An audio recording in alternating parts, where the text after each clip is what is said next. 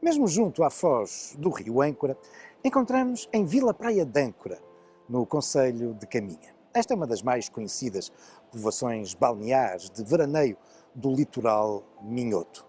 E é uma povoação que anda há muito associado a uma curiosa lenda. Uma história que nos remete para um amor trágico e impossível entre uma rainha cristã e um emir mouro. Uma lenda que se passa no século X, quando Urraca, ou Gaia, a rainha do rei Ramiro das Astúrias, é raptada por esse emir mouro, Alboazar, levada para a sua fortaleza nas margens do Douro, mas apaixona-se pelo mouro e é correspondida. Entretanto, Ramiro prepara uma ofensiva militar e consegue resgatar a sua rainha e matar o mouro. Na viagem de regresso, e quando passavam aqui ao largo, perante a dor que a rainha cristã vai demonstrando pela morte do seu amado, o rei cristão acaba por a matar. Um ato deslocado que será sublinhado pelo facto de atar o corpo da rainha a uma âncora e lançá-la aqui ao mar. E por isso, Vila Praia de Âncora. Mas esta dor pela perda do seu amado, a rainha tinha começado a denotar e a manifestar uma légua antes, quando passavam ao largo de um grande monte, um espaço proeminente. E por isso, esse monte passou a ficar conhecido como o Monte da Dor, Monte Dor. Bom, mas não é para vir a banhos, nem para vos contar lendas que viemos até aqui, mas exatamente para nos deslocarmos até Monte Dor e ficar a conhecer aquele que é lá implantado o primeiro dos faróis portugueses. O primeiro para quem percorre a costa portuguesa, de norte para sul.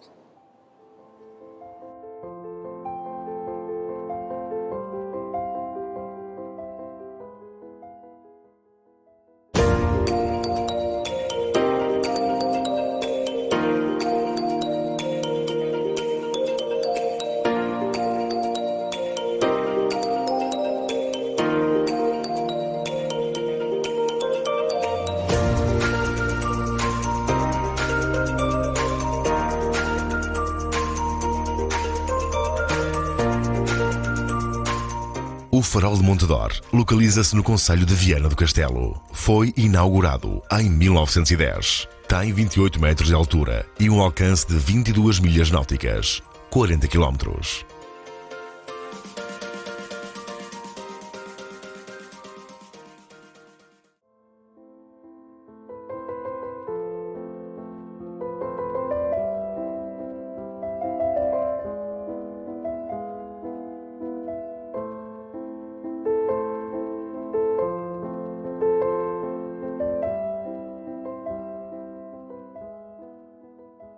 É com efeito nesta elevação granítica, neste cabeço e promontório rochoso que entra pelo mar de Monte Dor, que nós encontramos aquele que é um dos mais belos faróis da costa portuguesa.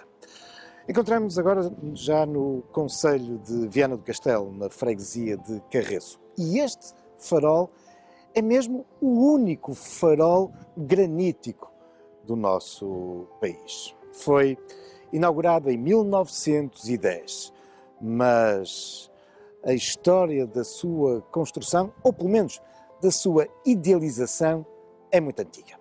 Ela remonta, com efeito, a 1 de fevereiro de 1758.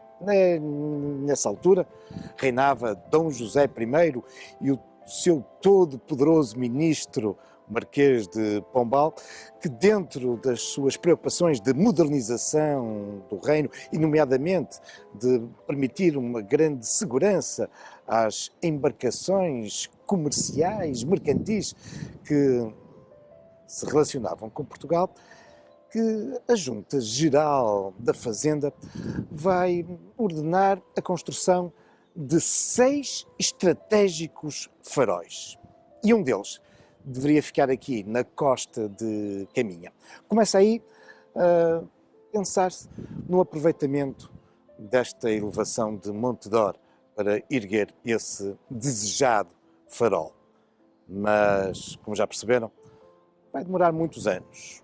Ao longo do século seguinte, do século XIX, e uma vez que essa ideia de 1758 não se tinha concretizado, vão continuar a multiplicar-se os estudos e os apelos para a construção aqui deste farol. E sim, aqui, porque se percebia que pela sua localização, pela sua elevação, este era o sítio ideal. 7 milhas náuticas a sul da foz do rio Minho, em Caminha. 4 milhas náuticas a norte da foz do rio Lima, em Viana. E também, fundamental, se pensarmos que nesta zona norte da costa portuguesa não havia faróis. Aqui estávamos a cerca de 30 milhas do farol das Ilhas Cias, na Galiza. E este é, de resto, o farol, ainda hoje, mais setentrional, mais a norte da costa portuguesa. Mas vai ser preciso esperar pelo século XX. Em 1902, na sequência de uma comissão, finalmente começam-se a dar passos muito concretos para se dar início à edificação deste farol, que vai ter, enfim, o arranque das obras em 1908, sendo responsável pelas obras o engenheiro José Almeida. O farol entraria em funcionamento a 20 de março de 1910, depois de um investimento de 20 contos de réis.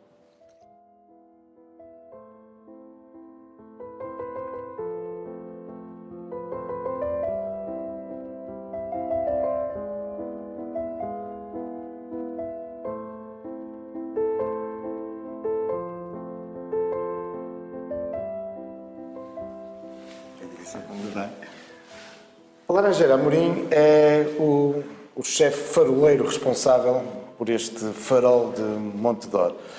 Eu sei que as comissões são de 4 anos, mas também sei que a sua relação aqui com o farol já vem desde os anos 90, não é? Sim. A primeira comissão que fiz foi logo neste farol. Comecei em 99 e já cá passei. Esta é a minha 3ª vez. E, entretanto, já passou por que outros faróis? Já passei pelo farol de Lessa, já passei pelo farol de Peniche, Cabo Carvoeiro, Berlenga e Figueira da Foz. Já é muito viajado. Já um bocadinho, já tenho uma boa parte de história. Mas presumo que este farol seja particularmente querido, por ser o primeiro e também porque as suas origens são daqui, não é? Eu sou da zona de Esposende e pronto, este para mim é o que fica mais próximo da minha residência e foi o primeiro, foi o que deixou a marca maior. Como é o dia-a-dia aqui neste farol? Quais os ritmos? O dia-a-dia aqui difere um bocado. Primeiro, temos uma parte mais técnica que tem que ser cumprida e essa é um bocado rotineira. Depois temos trabalhos que tanto... Mas essa rotina é uma rotina que consiste exatamente... É uma rotina que vamos ter que verificar se os equipamentos estão prontos para, à noite, começarem a trabalhar. Basicamente é isso. Tudo isto é hoje automatizado e presumo que não seja muito diferente de farol para farol. Não, os faróis foram todos uniformizados pelo um sistema DEV e pronto, quem trabalha num farol, tanto a norte como a sul, vai encontrar mais ou menos o mesmo tipo de equipamentos e vai ser fácil a qualquer um se adaptar a qualquer farol. Mas diziam que para lá dessas tarefas mais rotineiras, depois vão surgindo outras... Sim, isto porquê? Porque nós temos uma área de jurisdição bastante grande. Por exemplo, aqui o farol de Monte Dor, nós começamos em Caminha, no farolim da Ínsula, e vamos terminar na Apulia. Temos farolins também na Apulia. E, portanto, tem que fazer a manutenção desses farolinhos. Isto engloba vários assinalamentos marítimos, que são cerca de 19 assinalamentos marítimos. E então isto varia. Portanto, podemos ir para uns, como podemos estar cá a beneficiar este, como podemos ir para de norte ou para sul, tanto faz. E há, para lá da manutenção diária, imagino... Sim, vai surgindo algumas avarias, temos que fazer essa resolução, atenção da avaria e resolver a avaria. E depois é as próprias infraestruturas, também somos nós a tratar delas. E que espaços é que nós temos aqui neste farol? Neste farol, pronto, normalmente recebemos aqui visitas. Isto aqui é o átrio, é a recepção, onde fazemos a recepção das visitas. Depois vamos encaminhá-las aqui para um pequeno polo museológico, onde contamos uma pequena história do início dos faróis. Sim, podemos seguir já para aqui então.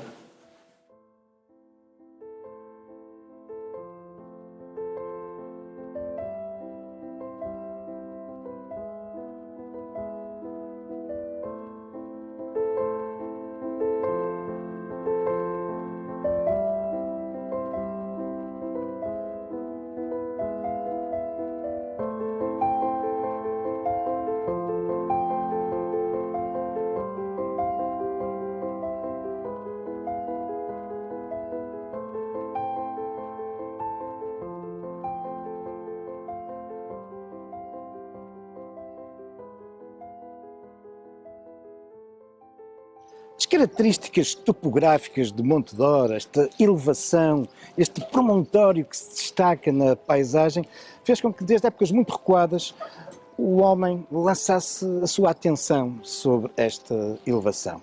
Prova disso é o facto de, aqui, muito próximo do farol, encontrarmos um conjunto significativo de gravuras rupestres, arte gravada nos penedos, que datam da Idade do Bronze e até apresentam a particularidade, algumas delas, de nos apresentarem umas figuras de cavalos, que parecem ser cavaleiros, guerreiros, numa época, de idades metais, em que estes se vinham afirmando, numa época em que a hierarquização social se acentuava.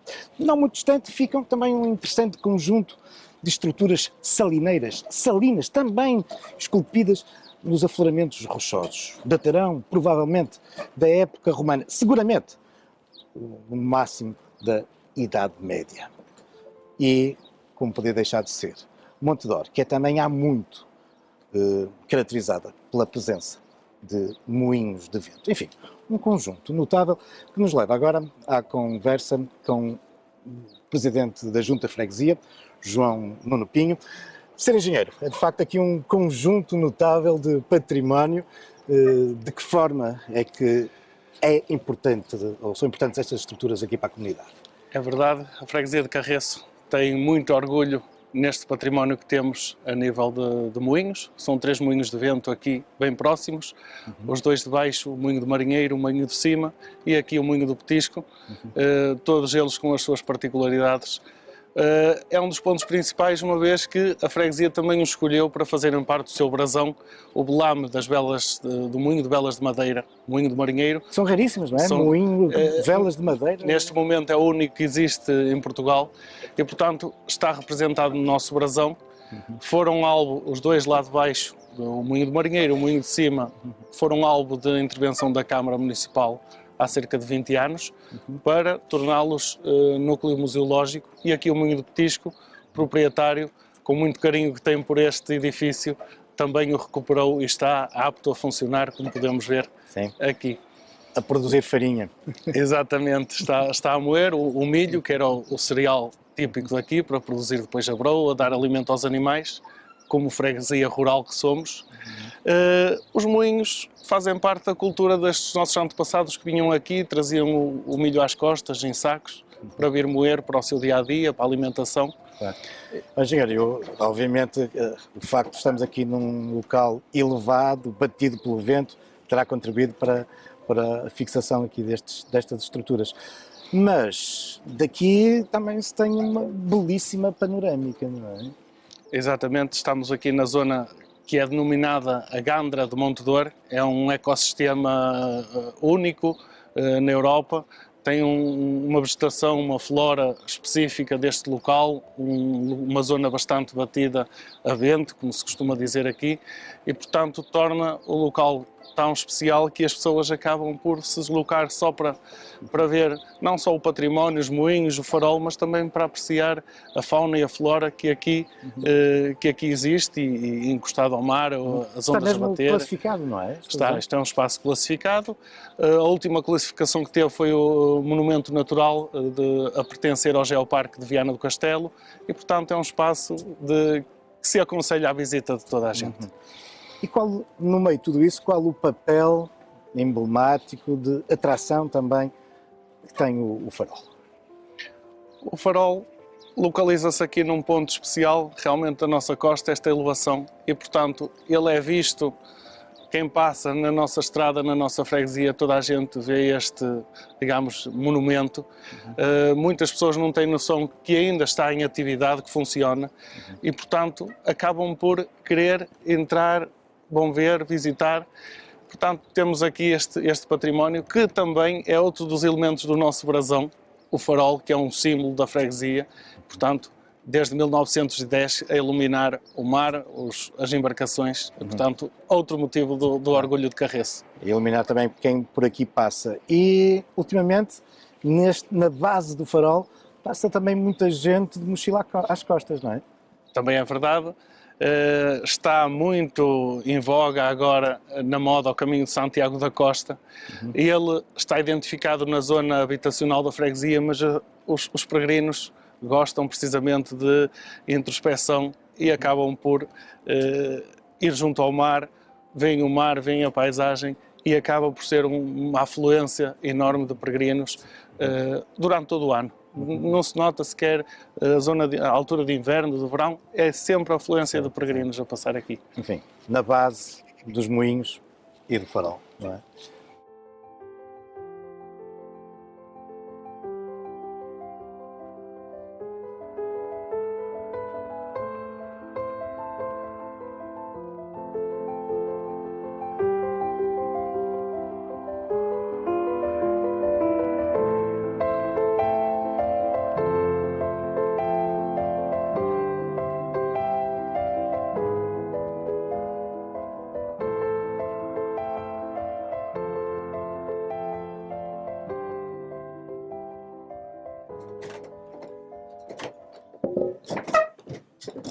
E já no interior de um dos moinhos de Monte Dor, este que ainda tem as suas velas bem enfunadas, estamos com o ser Eugénio.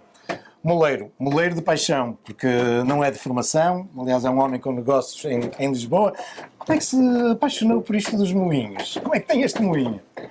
Isto era um moinho de família e em 2001 eu e a minha esposa lembrámos de o recuperar. Estávamos muito contentes, ele está a funcionar em pleno e por conseguinte... Passa mais tempo aqui do que a tratar dos negócios. Por vezes, nem sempre, mas pronto, apaixonou-nos, quer a mim, quer a minha esposa, e por exemplo está a funcionar em pleno. E tem tido imensas visitas. Imensas visitas, mesmo bastante pessoas. Imagina quando a gente vem ao farol, faz questão de vir aqui ao... É verdade, as pessoas visitam o farol e depois olham, veem o moinho e querem visitar o moinho. Eu tenho disponibilidades, estão sempre... E é um tema atual, essa história das energias renováveis e ecológicas, não é? É verdade, energia limpa que os nossos antepassados aproveitaram para triturar os grãos, para triturar o grão de milho para fazer a farinha. E o vento por vezes faz isto mover bem rápido, como agora.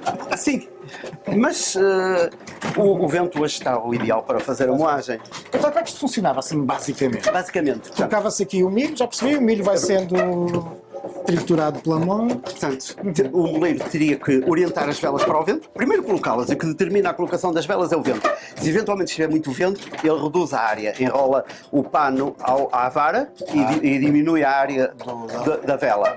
E direciona através do rabo. Do rabo, exatamente, o denominado rabo, que orienta as velas para o vento. Mas isso significa então que o telhado, a cobertura roda em redor do corpo do moinho.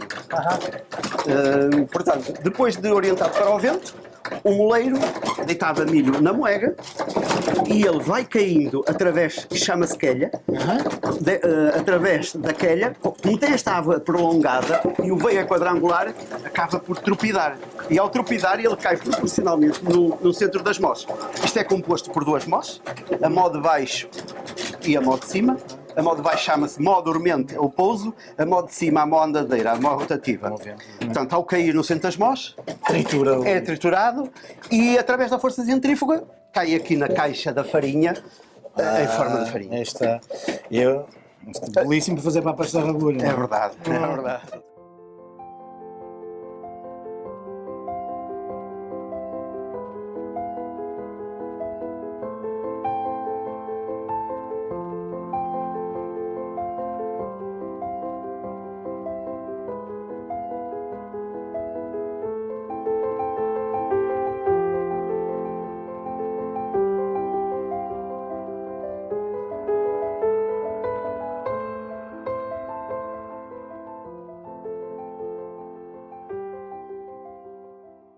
Então estamos a entrar nessa parte museológica, não é? Mas esta peça eu sei que funciona, não é? Sim, isto aqui é um grupo gerador de energia. Sempre que falha a energia da rede pública, ele entra em atividade e restabelece a energia para o farol, para nunca estarmos apagados. Sempre luz no Sempre farol. luz. Mas então, e aqui nesta sala, o que é que podemos contemplar? Aqui temos mais ou menos retratada a evolução dos faróis.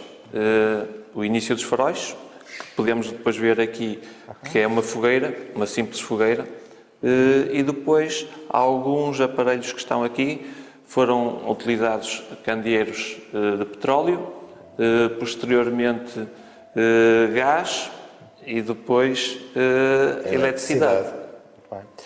Mas o percurso de visita aqui ao farol inclui outros espaços musealizados, não é? Sim. Temos depois ali outro espaço onde retratamos as oficinas que eram constituintes aqui do farol. Podemos verificar que tínhamos zonas distintas, quer de forja, quer de tratamento de madeiras. E depois temos uma zona que era onde se tratava da eletricidade e da mecânica. Também podemos contemplar aqui o arquivo com uma Temos um arquivo morto, uma simulação de arquivo morto, onde estavam presentes ali as máquinas de escrever, um telefone antigo. E temos também, enfim, junto aqui à torre, depois aqui uma série de outros edifícios. Para que é que eram usados ou para que é que são usados? São todos usados, neste momento ainda estão a ser todos utilizados. Aqui o edifício central, onde está também a Torre de Farol, temos as habitações dos faroleiros e depois temos anexos aqui as garagens, temos uma casa de apoio para quando recebemos apoio externo da direção de faróis, por exemplo. Para ficar aqui alojados. Ficam aqui alojados. É uma longa história que vocês recordam aqui num curioso quadro logo na entrada do grande número de faroleiros com as suas famílias, não é? Que por aqui foram passando. Sim, temos aqui essa fotografia, esse quadro descreve exatamente a lotação, as pessoas que fizeram parte da lotação aqui de Farol. Chefe, e agora subindo à torre, ao sistema de iluminação, o que é que nos pode dizer sobre ele? Bem, este sistema iluminante, quando veio para cá, já tinha servido outro farol. Ele esteve instalado no farol do Cabo São Vicente. Inicialmente começou a funcionar com 3 lentes, depois foi ocultada uma das lentes em 1926, quando entrou em funcionamento o farol de Lessa. Ele é um aparelho lenticular de Fresnel, de terceira ordem, modelo pequeno. Tem 375 milímetros de diâmetro lenticular. E a luz que ele emana é diferente, não é? Todos os faróis têm um... Sim, todos eles têm uma característica diferente. Neste caso, este farol demora 9 segundos e meio a dar uma rotação, ou seja, a característica tem 9 segundos e meio. Nesses 9 segundos e meio, ele vai emitir 2 flashes de ocultação. Portanto, quem está no mar, através das cartas, vai identificar facilmente o farol que está a avistar. por essas características. E eles, por norma, conseguem avistar sempre 3. Bem. E, enfim, o grande objetivo do farol é permitir a segurança e a localização precisa a quem está no mar, mas sei que, obviamente, apesar de tudo, aconteceram alguns naufrágios, mesmo já durante a existência deste farol. Mas também aí há um caso em que as pessoas estavam aqui no farol... As pessoas socorreram aqui uns náufragos. Isto foi na década de 50, 54, uma embarcação espanhola que naufragou aqui na costa. E então aqui os camaradas socorreram-nos, e com sucesso, pelos vistos. Há alguma outra história que nos queira aqui contar? Sim, existem algumas histórias engraçadas, até se passaram comigo. Posso dar um exemplo aqui de umas visitas que tive, de um senhor já com alguma idade, que trazia um neto pela mão, e ele, a primeira coisa que disse ao subir as escadas, disse logo ao neto para não tocar no corrimão, que dava choque. E eu ouvi aquilo e fiquei calado. Depois, quando terminámos a visita, ele disse-me se aquilo ainda dava choque. E eu disse que aquilo nunca deu choque. E ele contou-me que quando cá veio a primeira vez, que era da idade do neto, e veio também com o avô, e que o faroleiro que cá estava de serviço disse-lhe que aquilo dava choque e ele nunca pôs a mão naquilo com medo.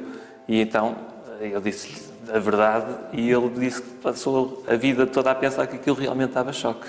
E havia alguma razão especial para o faroleiro ter... É assim, nós alertámos um bocadinho para não colocarem a mão no corrimão, porque ele, como é em latão, depois fica a nossa marca, a nossa impressão lá, e aquilo fica depois muito escuro e tem que ser limpo imediatamente. É só por esse motivo.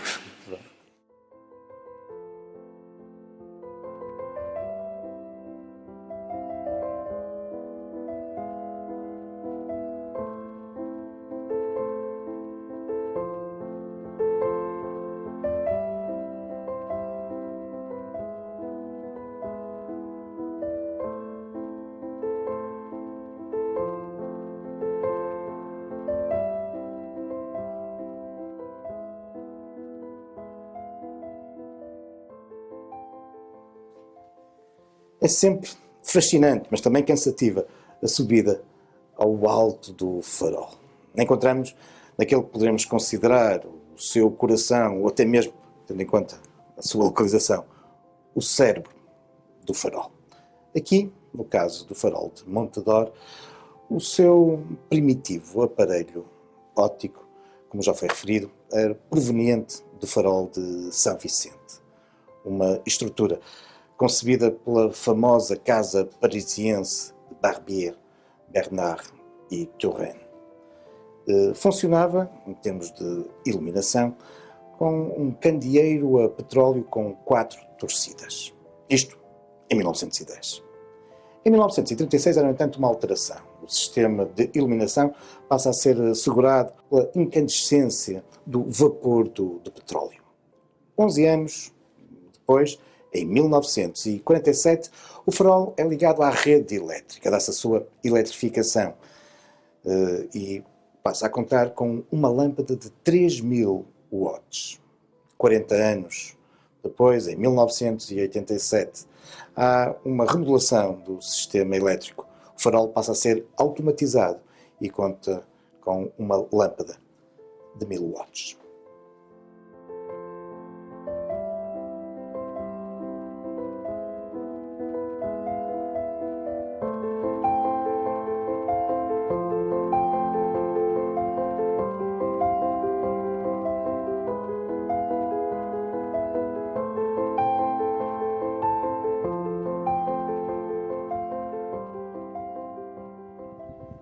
Mais de 110 anos depois da sua construção, o farol de Montador continua a ser um equipamento essencial nas questões da segurança, da navegabilidade nesta costa perigosa no extremo norte de Portugal.